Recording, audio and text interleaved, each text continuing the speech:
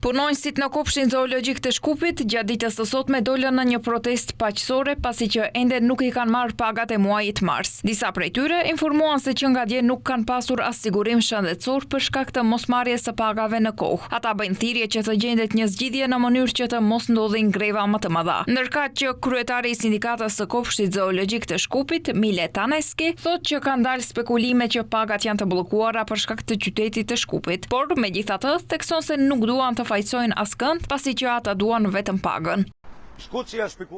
Dolën spekulime se paga ishte bllokuar për shkak të qytetit të Shkupit. Ne nuk po fajsojmë askënd. Ne vetëm po kërkojmë një rrogë. Nuk e dim pse Ministria e Kulturës nuk na ka paguar. Disa kanë marrë rrogë dhe kemi mbetur vetëm ne që jemi në qeverisin lokale. Pothuajse 50 persona janë të punësuar në kopshtin zoologjik. Ministria kontaktoi departamentin e kontabilitetit në kopshtin zoologjik. Ato dërguan një përgjigje dhe kaq. Ndërkaq, kryetari i sindikatës së arsimit, shkencës dhe kulturës, Jakim Nedelkov, nuk përjashtoi mundësinë që të mbyllet kopshti zoologjik nëse nuk jepen pagat. Ai thekson se është çnjerëzore që punonjësit të mbeten pa sigurim shëndetësor.